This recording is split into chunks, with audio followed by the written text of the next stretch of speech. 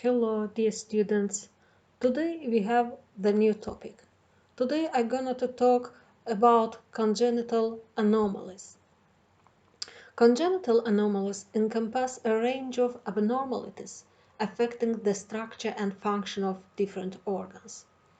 This problem is a very vital, important problem because birth defects is the #1 cause of infant mortality.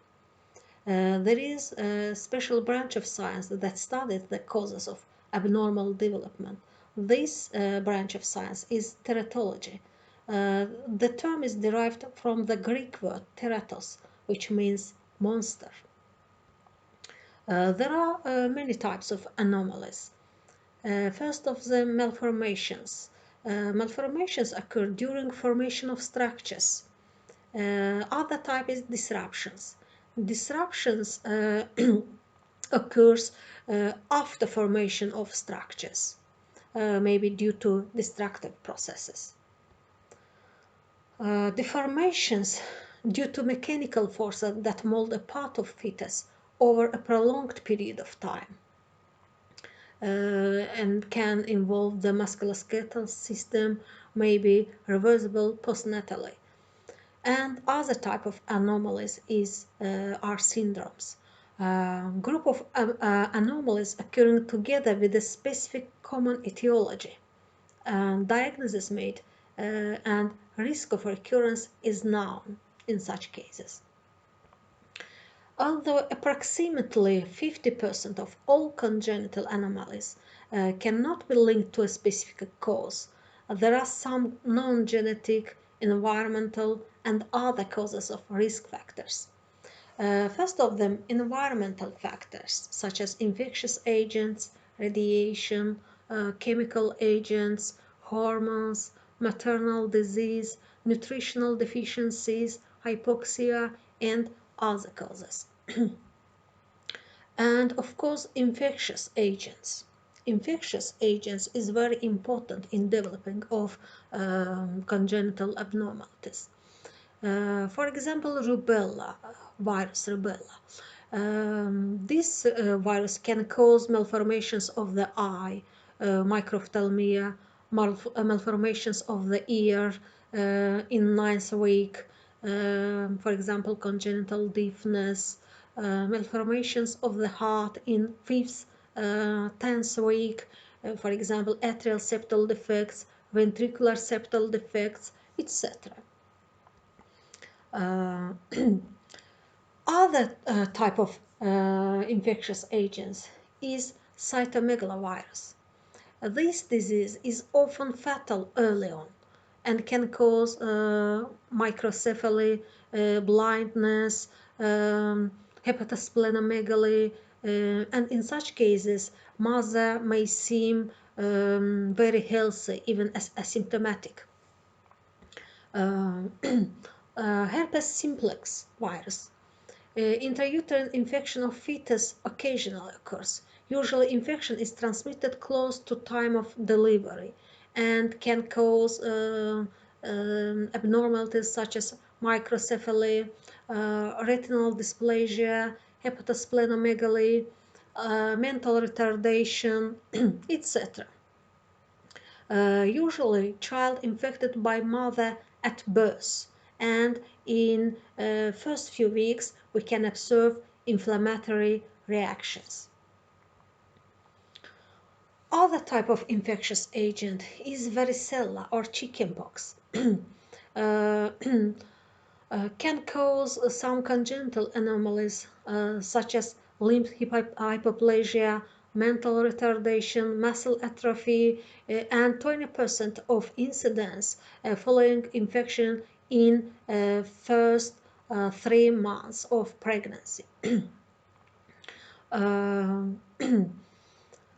Then other type of virus is AIDS virus, which can cause microcephaly, growth retardation, and abnormal face in newborn. Toxoplasmosis. The causative agent of this disease is Toxoplasma gondii, parasites. The sources may be poorly cooked meat, domestic animals, or contaminated soil with feces. Then other type of syphilis. Syphilis can cause congenital deafness, mental retardation, diffuse fibrosis of organs. In general, most infections are pyrogenic. Hypothermia can be teratogenic. And other causative agent is radiation. Teratogenic effect of ionizing radiation well established. Radiation can cause microcephaly, skull defects, spina bifida, blindness, extremity defects, and radiation have direct effects on fetus or indirect effects on germ cells. So we always say that women in pregnancy should avoid X-ray examinations. Studies of offspring of Japanese women who were pregnant at the time of explosions over Hiroshima and Nagasaki, who survived the blast. These women, 28% of these women were aborted. 25% gave birth to children who didn't survive their first year. 25% of the surviving children had abnormalities of central nervous system. For example, mental retardation or microcephaly or anencephaly and other complications. Then chemical agents. The role of chemical agents and drugs in production of anomalies is difficult to assess. Most studies are retrospective, relying on mother's memory. Very few drugs have been positively identified as being teratogenic. Alcohol abuse, it's a very important aspect. A relationship between alcohol consumption and congenital abnormalities is confirmed. Alcohol abuse can cause craniofacial abnormalities, limb deformities, cardiovascular defects, mental retardation, and growth deficiency. Then other disease of pregnant women. For example, disturbances in glucose metabolism, for example, diabetic mothers, high incidence of stillbirth, neonatal death, abnormally large infants, congenital malformations we can observe in these women. Hypoxia associated with congenital malformations in a great variety of experimental animals. Then chromosomal and genetic factors. Some abnormalities, for example, trisomy 18, trisomy 21, trisomy 13, Klinefelter syndrome, Turner syndrome, triple X syndrome, can cause some structural abnormalities and congenital anomalies. Then prevention of birth defects. It's important good prenatal care. Iodine supplementation eliminates mental retardation and bone deformities and can prevent cretinism.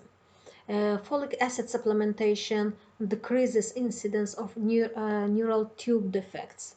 Avoidance of alcohol and other drugs during all stages of pregnancy can decrease incidence of birth defects.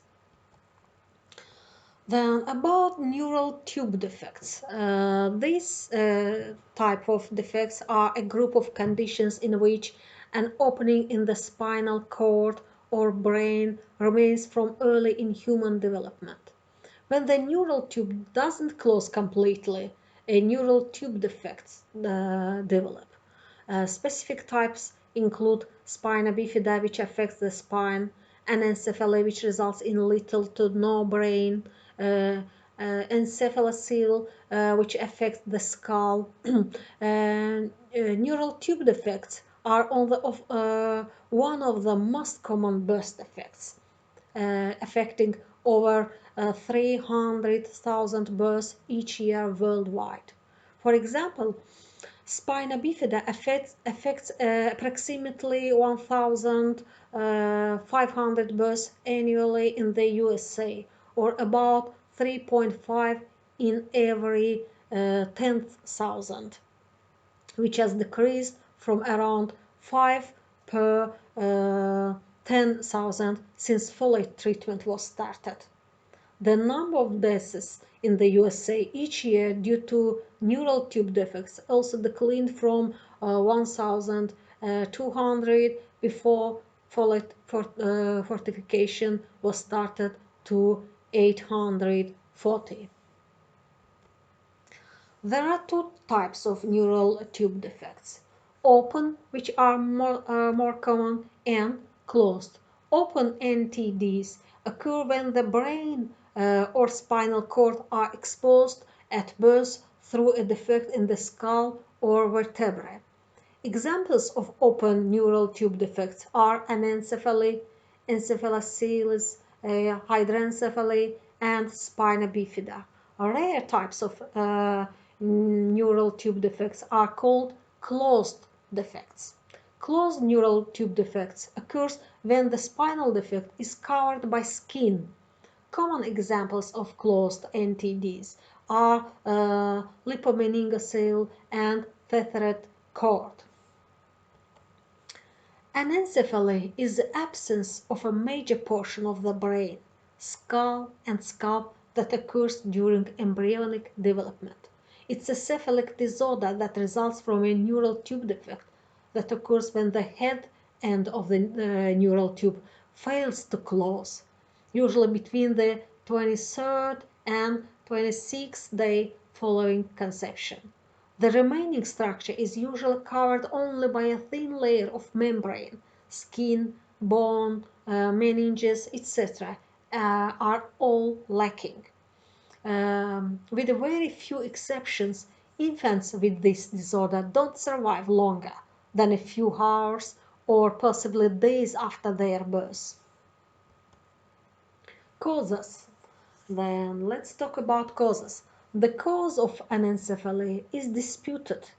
Folic acid has been shown to be important in neural tube formation since at least 1995, and as a subtype of neural tube defect, folic acid may play a role in anencephaly.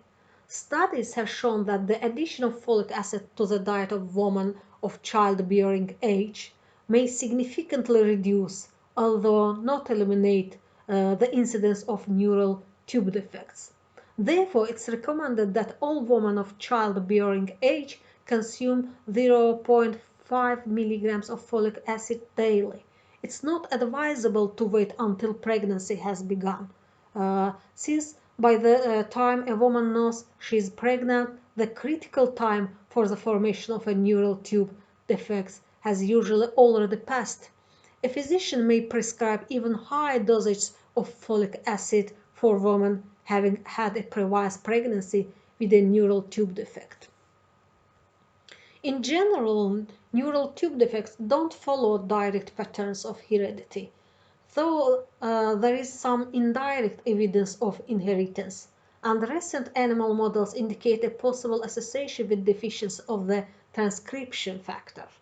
Studies showed that a woman who has had one child with a neural tube defect, such as anencephaly, has about a 3% risk of having another child with a neural tube defect, as opposed to the background rate of 0.1% occurrence in the population at large. It's known that people taking certain anticonvulsants and people with insulin-dependent diabetes have a higher risk of having a child with a neural tube defects.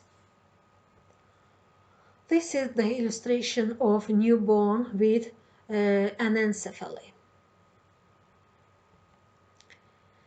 Encephalocele, sometimes known by the Latin name cranium bifidum, is a neural tube defect characterized by sac-like protrusions of the brain and the membrane that cover it through opening in the skull. These defects are caused by failure of the neural tube to close completely during fetal development. Encephaloceles cause a groove down the middle of the skull or between the forehead and nose or on the backside of the skull. The severity of encephalocele varies depending on its location.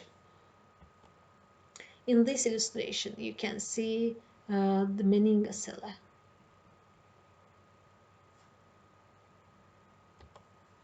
This is encephalocele. You can see here the dura mater and brain tissue. Classifications. Encephaloceles of the face are generally classified as nasofrontal, nasoethmoidal, and nasoorbital. However, there can be some overlap in the type of encephalocele. They can also appear along any part of the cranial vault, as they result from abnormal closure of cranial bones. The most common location for encephaloceles is the occipital region. If the bulging portion contains only cerebrospinal fluid and the overlaying membrane, it may be called a meningocele. If brain tissue is present, it may be referred to as meningoencephalocele. Meningoencephalocele is a very rare developmental disorder where a part of the membrane that covers the brain and or part of the brain itself protrudes through an abnormal opening in the skull. The condition may be asymptomatic, or if the defect is large, severe neurological abnormalities may result. Symptoms of meningoencephalocele. It can cause small head, paralyzed arms and legs, vision problems, retarded growth, mental retardation, seizures, vision problems, ataxia, gap in skull bone, protruding brain tissue, and other conditions. In this illustration, you can see abnormal opening in the vertebra. This is spina bifida. Hydranencephaly. Hydranencephaly is a condition in which the brain's cerebral hemispheres are absent to varying degrees, and the remaining cranial cavity is filled with cerebrospinal fluid. Hydranencephaly or hydranencephaly is a type of cephalic disorder. These disorders are congenital conditions that derive from either damage to abnormal development of the fetal nervous system in the earliest stage of development in utero. Cephalic is a medical term for head or hand end of body. These conditions don't have any definitive identifiable cause factor, instead generally attributed to a variety of hereditary or genetic conditions, but also by environmental factors such as maternal infection, pharmaceutical intake, or even exposure to high levels of radiation. Usually, the cerebellum and brain stem are formed normally, although in some cases the cerebellum may also be absent. An infant with hydranencephaly may appear normal at birth or may have some distortion of the skull and upper facial features due to fluid pressure inside the skull. The infant's head size and spontaneous reflexes such as sucking, swallowing, crying, and moving the arms and legs may all seem normal depending on the severity of the condition. However, after a few weeks, the infant sometimes becomes irritable and has increased muscle tone. Other symptoms may include visual impairment, lack of growth, deafness, blindness, and intellectual deficits. Some infants may have additional abnormalities at birth, including seizures, limited thermoregulation abilities, and some respiratory problems. Spina bifida is a birth defect where there is incomplete closing of the backbone and membranes around the spinal cord. There are three main types: spina bifida occulta, meningocele, and myelomeningocele. The most common location is the lower back, but in rare cases it may be the middle back or neck. Occulta has no or only mild signs. Meningocele typically causes mild problems with a sac of fluid present at the gap in the spine. Myelomeningocele, also known as open spina bifida, is the most severe form. Associated problems include poor ability to walk, problems with bladder or bowel control. Learning problems are relatively uncommon. Then spina bifida is believed to be due to a combination of genetic and environmental factors. After having one child with the condition, or if one of the parents has the condition, there is a 4% chance that the next child will also be affected. Not having enough folate in the diet during pregnancy also plays a significant role.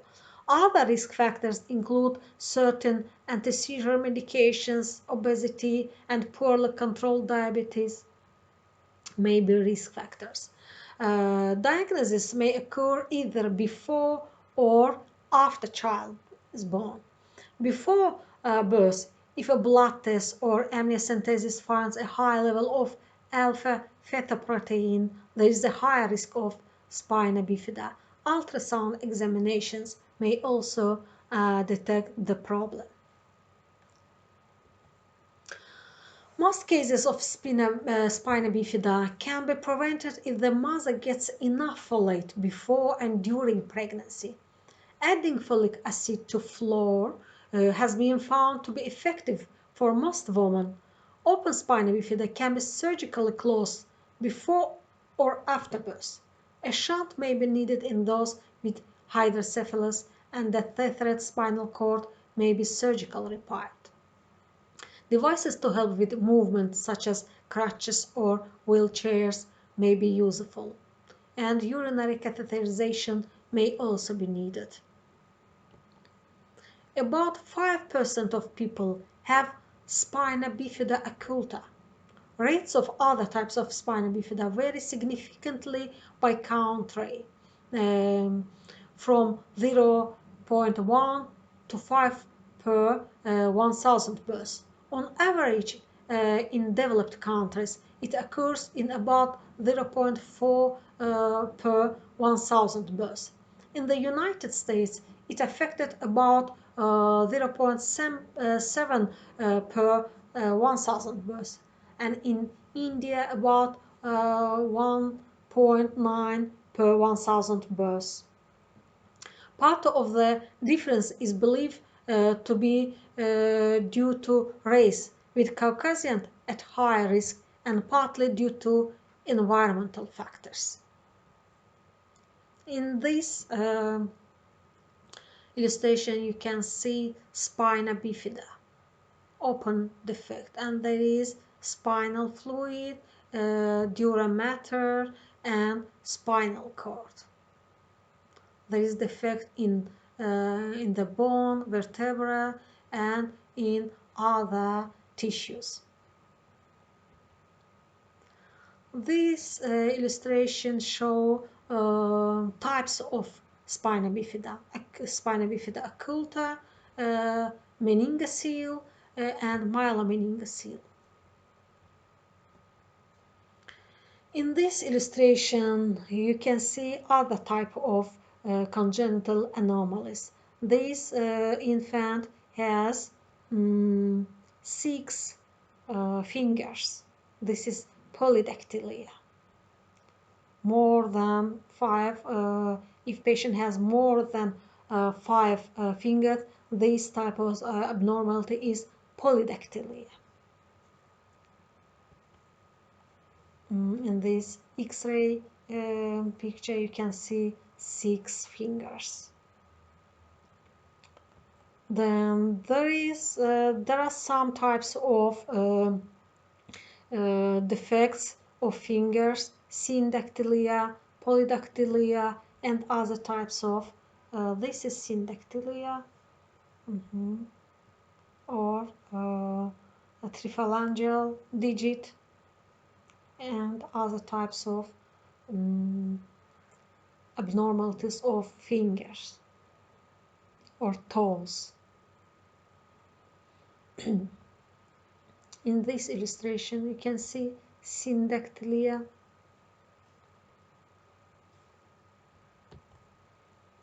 This illustration shows types of defects, congenital abnormalities. Then, about congenital malformations. Excluding cutaneous hemangiomas and birthmarks, approximately 2% of babies are born with a major structural malformation. This may be isolated or multiple. Many are the result of genetic or teratogenic effects. Occasionally, a congenital abnormality presents for the first time in adulthood. Most congenital malformations develop during embryonic life, between the 3rd and 8th weeks of gestation. During this phase, the 3 germ layers, endoderm, mesoderm, and ectoderm, give rise to rudimentary organ systems. Some malformations are caused by incomplete morphogenesis, whereas others arise from redundant morphogenesis, for example, Meckel's diverticulum. Many major structural malformations can be detected and monitored before birth by prenatal ultrasound scan. Termination of pregnancy or planned delivery in a specialist center can be considered for severe malformations. Prenatal diagnosis not only detects anatomical defects such as congenital diaphragmatic hernia and urinary tract anomalies, but can also identify chromosomal abnormalities such as Down syndrome and genetic disorders such as cystic fibrosis. The incidence of congenital malformations is variable. Some examples relevant to the general surgeon are briefly outlined in the following sections. Then, abdominal wall and inguinoscrotal abnormalities. An umbilical hernia is a common finding in neonates. It's more common in the negroid races, in premature neonates, and in some rare syndromes and chromosomal abnormalities. The hernia protrudes through a defect in the fascia at the umbilical ring, but may only be apparent when the baby cries or strains. A small defect may allow a large amount of bowel to enter the hernial sac, causing a significant and for the parents worrying swelling. Over 90% close spontaneously during the first 3 years of life. The risk of incarceration or strangulation in infancy is negligible. Although umbilical hernia are more prominent when the baby cries, they rarely cause pain, and rupture of the overlying skin is exceedingly uncommon. For these reasons, observation alone is appropriate until the 3rd birthday. Persistent beyond that age dictates that surgical closure should be considered. This is most commonly done as a day case under general anesthesia. The results of repair are good. Then, inguinal hernia and hydrocele. Inguinal hernia are the most common conditions requiring surgery during childhood.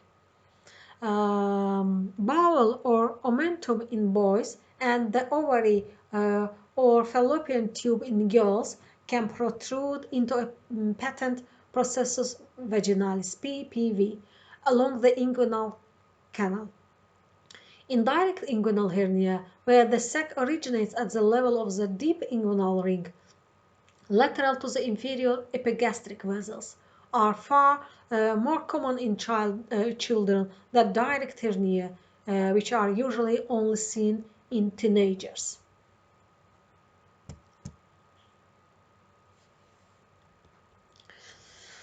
Inguinal hernia and hydrocele.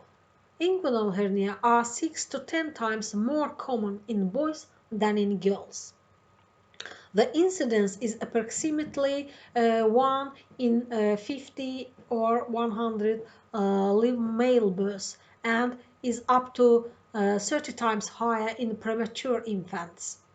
60% affect the right side, 25% the left, and 15% are bilateral.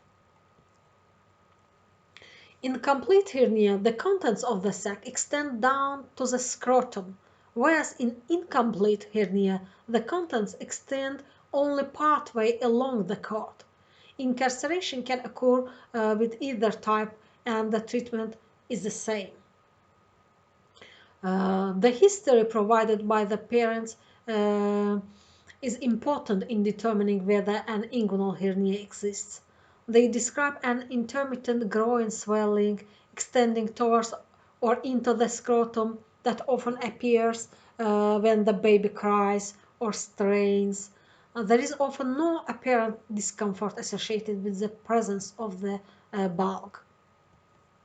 To confirm the diagnosis, you need to see and feel the herniated viscous or fluid in the sac, and to feel its reduction by gentle taxes. The differential diagnosis includes hydrocele, femoral hernia, and undescended testis in the inguinal canal, and groin lymphadenopathy. The contralateral groin should always be examined. The treatment of an inguinal hernia is herniotomy and herniaplastics under general anesthesia. Given the high risk of incarceration in early infancy, there is no reason to delay operation, even in the first few weeks of life. The operation can be performed on a day-case basis in children over 6 months of age. The only exceptions to this are parents with other medical conditions, including extreme prematurity and severe cardiac or respiratory disease. In such patients, repair of an asymptomatic hernia may be delayed. Exploration of the opposite groin is not recommended unless there is clinical evidence of hernia on that side. The symptoms of incarceration include irritability, loss of appetite, abdominal pain, and vomiting. On examination, there is a tender mass in the inguinal channel with edema of the distal spermatic cord and testis. On rectal examination, the herniated viscous may be palpable entering the inguinal canal at the deep inguinal ring. In most infants, an incarcerated hernia can strangulate in a matter of hours, leading to infection of the ipsilateral testes and the contained organs. In girls, the ovary may be chronically incarcerated, but the risk of ischemic injury is low. The initial treatment of an incarcerated hernia is reduction by taxes after a period of carefully monitored analgesia or sedation. If reduction is successful, the hernia should be repaired in 48 hours to allow edema to subside. If reduction is unsuccessful, the hernia should be repaired immediately. The incidence of infantile hydrocele is much higher than inguinal hernia.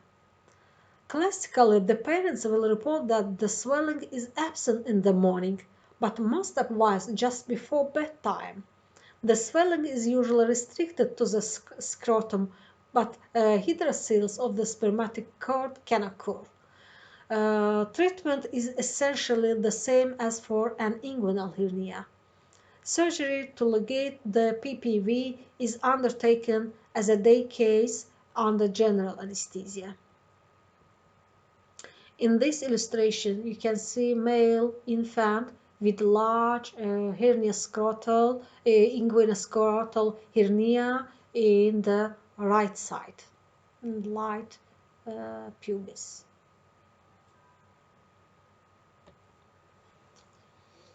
Other type of abnormality is exomphalos. Exomphalos is an abnormality where the abdominal wall has failed to develop properly around the umbilical stalk. The exact cause for the abnormality is unclear. This condition is often detected antenatally. An elevated level of maternal serum of alpha-fetoprotein at about 16 weeks gestation prompts a more detailed fetal ultrasound scans. The abnormality is usually easily recognized at this gestational age. A large sac is seen covering the anterior abdominal wall, and the umbilical cord root sits in the middle of this sac. The contents of the sac will depend on the size of the defect. Exomphalos major in particular is associated with other serious abnormalities. Approximately 30% of affected fetuses will have an associated cardiac anomaly, and 30% will have a chromosomal abnormality. In this illustration, you can see neonate with exomphalos minor. The sac contains intestine only, and the umbilical cord is seen coming from the apex of the sac. In this illustration, you can see neonate with exomphalos major, and in such cases, sac contains liver, spleen, small and large intestine.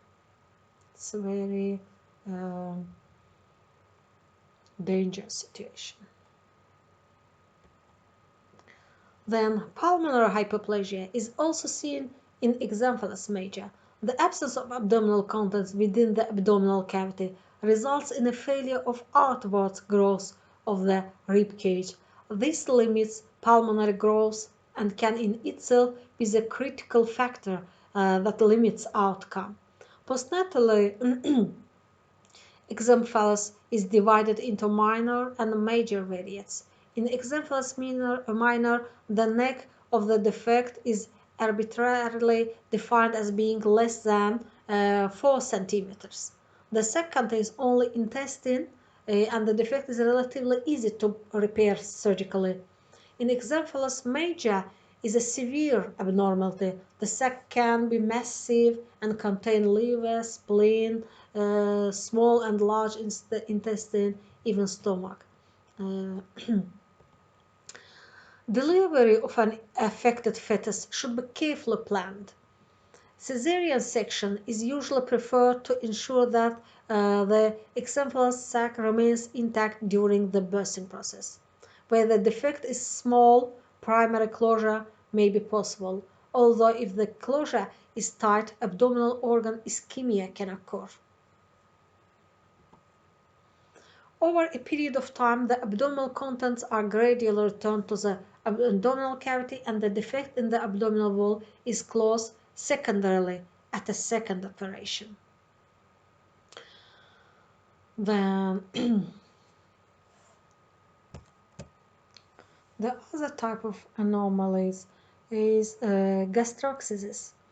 This type of abnormality is an abnormality where the intestine is seen to protrude through the abdominal wall, usually to the right of the umbilicus.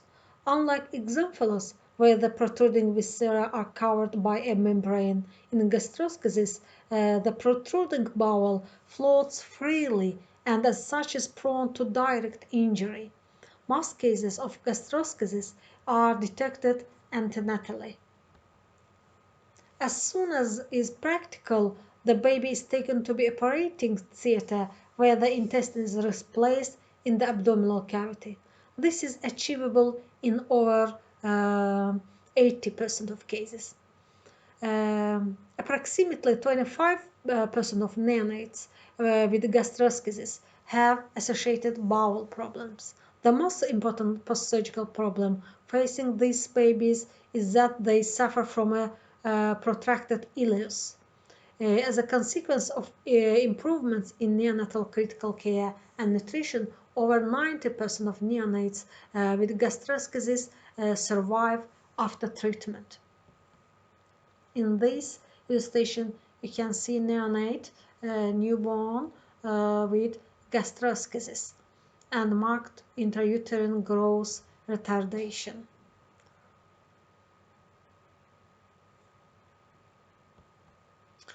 Then let's talk about head and neck abnormalities. Some type of head and neck abnormalities such as cleft lip and palate. Cleft lip and palate affects approximately 1 in 600 live births and is more common in boys than girls. Lip clefts are more common than palate clefts, and both the genetic and non-genetic factors have been implicated in their etiology. Environmental factors have also been implicated, including drugs, diet, excess alcohol, viral infection, or irradiation during pregnancy. The diagnosis of a cleft lip is usually obvious at birth. Incomplete clefts may only become obvious when the infant starts to smile and the gap in the muscle of the upper lip is seen. Clefts of the lip and palate are also usually obvious. Isolated palate clefts are best diagnosed by direct inspection using a tongue depressor and a small torch. Passing a finger along the palate may miss a minor submucous cleft. A bifid uvula might be seen in this form of cleft. Cleft lip repair is usually undertaken at about 3 months of age. Palatal closure is usually performed between 6 and 12 months. Surgery to prevent nasal escape of air due to a short palate may be required when the child is older. In this illustration, you can see infant with cleft lip. In our language, we say rabbit lip. In this illustration, you can see neonate with bilateral cleft lip and palate. The nose is flattened and the nasal alea spread. In this illustration, we can see close-up view of neonate shown in other picture. The palate is cleft and the vomit can be seen in the nasal cavity. In this illustration, you can see several types of cleft lips and palate. A multidisciplinary team best achieves the management of a child with a cleft. This team should include pediatric, plastic surgeons, orthodontists, maxillofacial surgeons, specialist nurses, audiologists, speech therapists, genetics, and educational physiologists.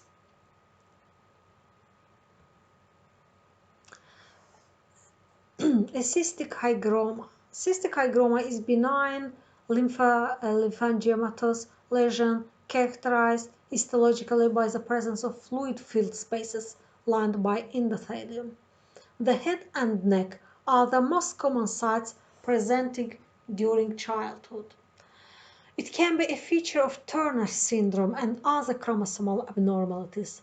The lesion has a tendency to infiltrate tissue planes, including the tongue and floor of the mouth.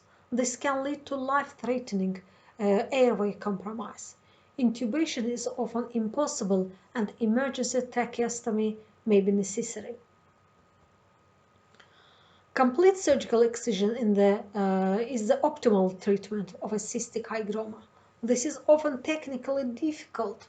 Many vital structures in the neck are at risk of injury or division during surgery, and careful preoperative imaging is essential. Recurrence following treatment is common, particularly if initial excision was not complete. In this illustration, you can see an infant with cystic hygroma affecting the right side of the neck region.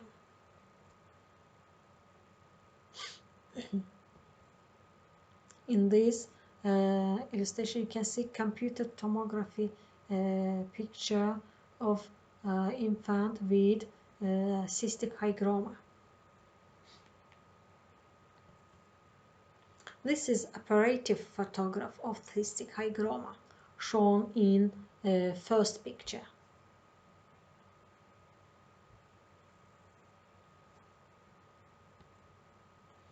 Then congenital heart disease.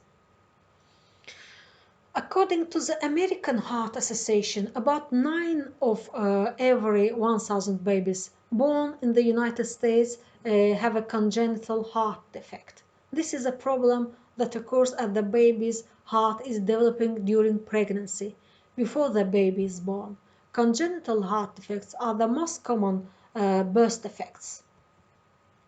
A baby's heart begins to develop at conception, but it's completely formed by 8 weeks into the pregnancy. Congenital heart defects happen during this crucial first 8 weeks of the baby's development. Specific steps must take place in order for the heart to form correctly. Often congenital heart defects are a result of one of these crucial steps not happening at the right time.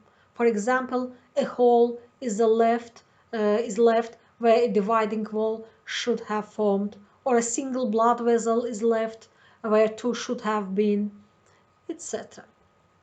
Congenital heart problems range from simple to complex. Some heart problems can be watched by the baby's doctor and managed with medicines, while others will require surgery, sometimes as soon as in the first few hours after birth. A baby may even grow out of some of the simpler heart problems, such as patent ductus arteriosus or atrial septal defect. These defects may simply close up on their own with growth. Other babies will have a combination of defects and require several operations throughout their lives. The causes of congenital heart defects. One of the important factors is also the father's health. Phones are also risk factors for having a child with congenital heart disease. They are maternal age, endocrine disease, toxemia, stillborn in history, the presence of children with congenital malformations in the immediate family.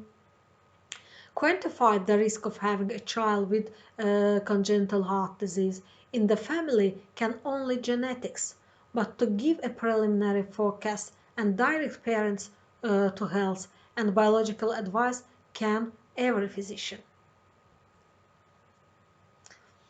The vast majority of congenital heart defects have no known cause.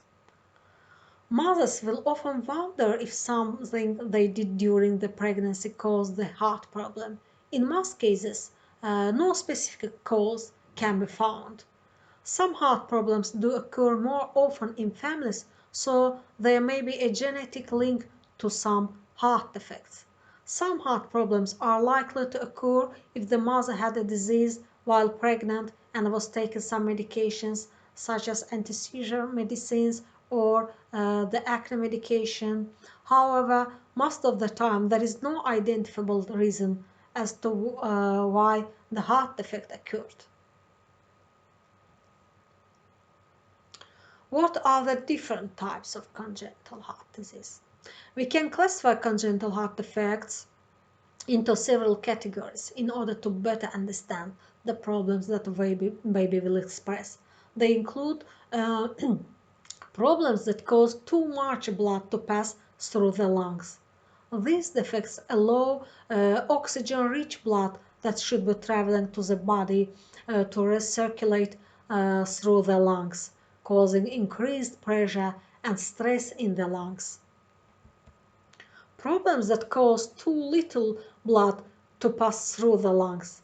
These type defects allow blood that has not been to the lungs to pick up oxygen, and therefore is oxygen poor to travel to the body. The body doesn't receive enough oxygen with these heart problems, and the baby may be cyanotic or have a blue coloring. Problems that cause too little blood to travel to the body. These defects are a result of underdeveloped chambers of the heart or blockades in blood vessels that prevent the proper amount of blood from traveling to the body to meet its need. Then patent ductus arteriosus. This defect occurs PDA. This defect occurs when the normal closure of the patent ductus arteriosus, which is present in all fetuses, doesn't occur. Extra blood goes from the aorta into the lungs and may lead to flooding of the lungs, rapid breathing, and poor weight gain. PDA is often seen in premature infants. In this illustration, you can see patent ductus arteriosus.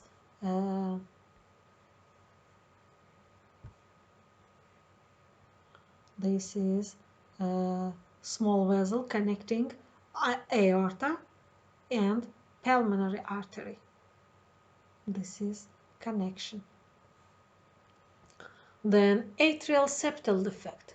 In this condition, there is a hole between the two upper chambers of the heart, the right and left atria. This causes an abnormal blood flow through the heart. Some children may have no symptoms and appear healthy. However, if the ASD is large, permitting a large amount of blood to pass to the right side, symptoms will be noted. In this illustration, you can see opening between atria. Here you can see atrial septal defect. Then ventricular septal defect. In this condition, a hole in the ventricular septum occurs. Because of this opening, blood from the left ventricle flows back into the right ventricle due to higher pressure in the left ventricle. This causes an extra volume of blood to be pumped into the lungs by the right ventricle, which can create congestion in the lungs. In this illustration, you can see a ventricular septal defect. Here you can see opening between right and left ventricle. Quite large opening. Then atrioventricular canal. This is a heart problem that involves several abnormalities of structures inside the heart. This includes atrial septal defect, ventricular septal defect, and improperly formed mitral or tricuspid valves. In this, you can see atrioventricular canal defect. Here, opening between atria, right and left atria, and here right between right ventricle and left ventricle. Then in this illustration you can see tricuspid atresia. Here you can see closed tricuspid valve.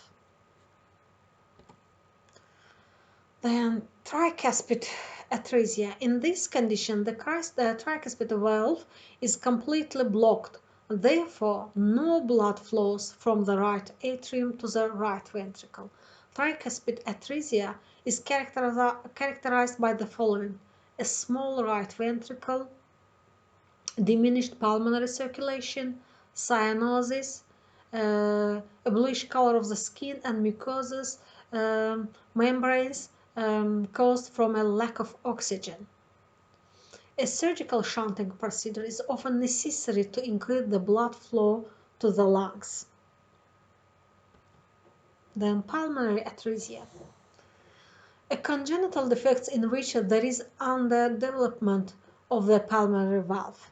Normally, the pulmonary valve is found between the right ventricle and pulmonary artery.